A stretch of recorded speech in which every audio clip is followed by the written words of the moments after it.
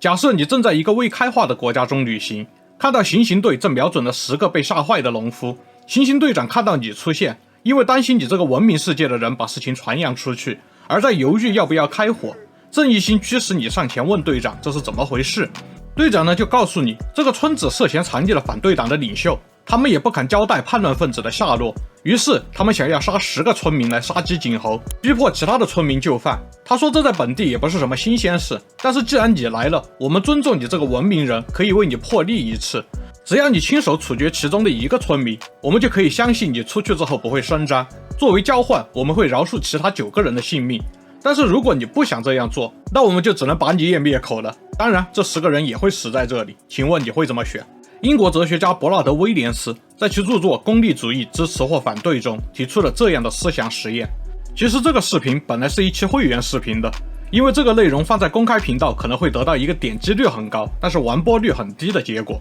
这不利于频道的长期发展。但是我也想看到更多的讨论，加上最近进击的巨人完结篇很合适阐述我的观点，那么我就把稿子修改了一下，制作成了日常更新的内容。那话不多说，今天我们讨论的是否应该牺牲少数来拯救多数。关于这个问题的思想实验，最出名的应该就是电车难题，以及视频开头提到的原住民难题了吧。在流行文化中呢，我以前很喜欢的小说《三体》中的很多内容，以及动画《Fate》中魏公切斯的纠结，其实也应该算作此列。我相信大多数人的直觉反应都是应该舍小就多，然后在脑内检视这个直觉时才会觉得有所不妥，之后再调用自己的价值观真正的思考，保留或者改变答案。这里面其实涉及的是世界近代化进程中的功利主义的命题。近代哲学伟人边沁在他的代表巨作《道德与立法原理导论》里就认为，简单概括道德和法律的基本原则的话，那就是最大多数人的最大幸福。这本书也是功利主义哲学的代表大作之一。从这个原则出发，电车难题原住民难题之类的思想实验根本就称不上难题，对吧？但是动画 Fate 的剧本创作者显然并不赞同这种想法，他也让圣杯给魏公切斯来了一场思想实验，其中切斯在一次又一次的舍小保大的选择后，终于毁灭了一切。这其实也是借用了近代关于此事讨论中的经典反驳，那就是功利主义者们忽略了少和多的定义。当然，再继续下去的话，就到了反问：如果面对了灭种危机，牺牲99%保留1%，是否也符合功利主义的逻辑啊？然后后者又会反驳说，全体的延续在时间上是无穷的，所以有灭种危机时，即使牺牲99%也要拯救1%。而这些近代经典辩论的延续我就不多说了，点进来的观众我想也不是想看我做个辩论的历史回顾的，我就是特别不喜欢那种封面是一个吸引人的大字报，结果我点进去，他说最近发生了什么什么，然后马上话锋一转就说我们要先从什么什么说起，结果整个视频他妈的几乎全在做历史回顾。那你倒是把标题和封面搞得像个说书视频别装得像观点视频一样，对吧？言归正传，在我看来，正因为绝大多数的近代普通市民都不会把牺牲生命作为备选项，而同时绝大多数人面对这种思想实验又会选择牺牲少数，所以这种专门设计的违背人们惯常逻辑的极端情况才有魅力，让人们能够扪心自问自己的选择，从而冲击更加根本的问题，那就是是否存在底线道德。显然，对这些极端思想实验持功利主义观点的人们会认为，这世上没有不可以打破的道德天花板，道德它就应该以公用为目标。尽管平时人们都以爱心平等之类的面纱把自己打扮起来，但是最终我们会在紧急关头还是从简单的数字出发来衡量问题。很多类似的思想实验也是为了证明这一点，从而主张法律的订立也应该以公用作为唯一的目的。但是这种极端的情况是否揭示了人类社会的真相呢？简单讲，我的理解它是有问题的。首先是这些极端情况本身就不可以做抽象的假设，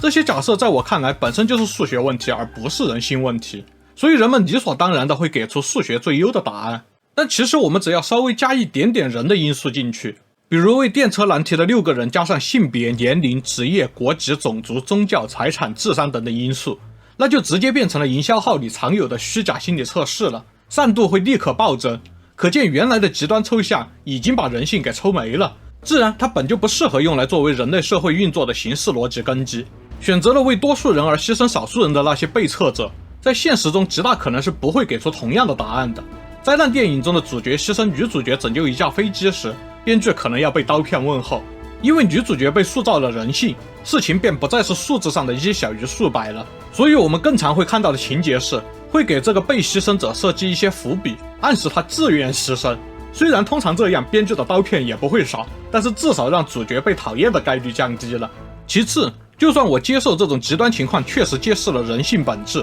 就像我以前做过的日本食人史中的一些情节一样，至少确实有足够数量的人都会践行极端情况下的功利主义。但是我也会说，这仅限于这种极端情况，并不赞同将其推广到正常社会的立法程序逻辑中，因为对极端情况的定义本来就是不可靠的。开头我举了《三体》的例子，显然大刘本身也是乐于此道。在电影《流浪地球》中，人们也是在多次试错之后，得出了以流浪地球来应对300年后的太阳毁灭的决定。但是要如何确定必要的极端方案，是应该从太阳毁灭300年前开始呢，还是100年前开始呢，还是10年前开始呢？答案很明显，是从发现了危机之后，其他的方案被证实无效之后的那一刻就开始不言而喻。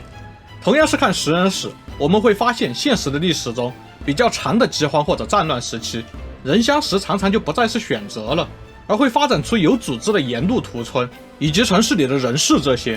些行为呢，它常常不是延续到粮食勉强够吃的时间点为止，而是会延续到一个强权出来制止的时候。也就是说，我们一旦在社会意识中认可了人相食是在紧急情况下拯救多数人的合理做法，那么所谓的紧急情况就会不可避免地被扩大。就像你翻看纳粹德国的宣传，会发现在他们的国家历史上似乎从来就没有不是非常时刻的时候。我可以举个更共情的例子，你的老板、你的公司足够黑心的话，你的团队也会永远的处于最近有特殊情况大家熬过这一阵的状态中，那肯定是熬不完的，对吧？到时候给你个除夕不放假的惊喜你想跳槽都没时间准备了。所以我的观点中，即使接受了绝对的极端情况下会出现打破道德底线的情况，那也只能是特例，并且需要被社会性的惩罚。上书中说人心为微，道心为微，也是讲的这个事情，理性是很危险的，良知的火光却是非常微弱的。之后上书马上接了为精为一，允直确中，你只有如履薄冰的毫不懈怠，才能够不让它一不小心熄灭的。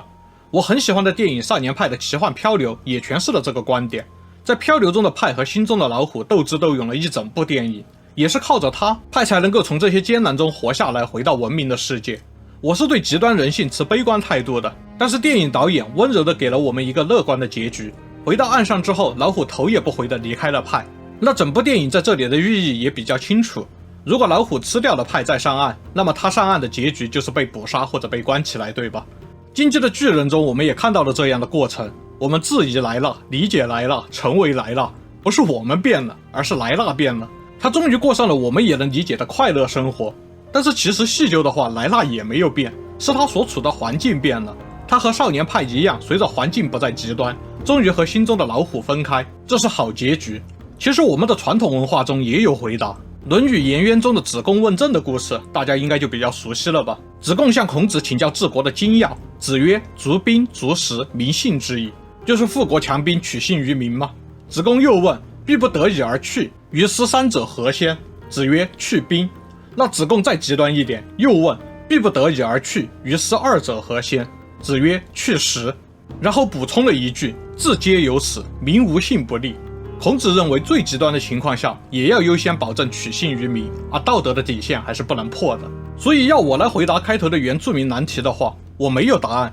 这样的环境下，我是不会选择相信队长的信用的，我可能会选择杀一个，也可能会选择杀10个，那都是基于当场情况下我判断如何才能活命。能够逃出升天的话，必须要考虑复仇，无论他有没有骗我，肯定是严重的欺我，对吧？干掉那个提供让你不能接受的选择题的家伙，干掉那个制造极端情况的家伙，往往对自己对大家都更有利。那这期内容多少有点好为人师了，而且成稿有点掉书袋，观感想必是不怎么好的，能看到这儿的都是真爱粉。但是我想听听大家的想法，所以并没有发成会员视频，欢迎大家留言讨论。总之也别忘了点赞，我们下期再见。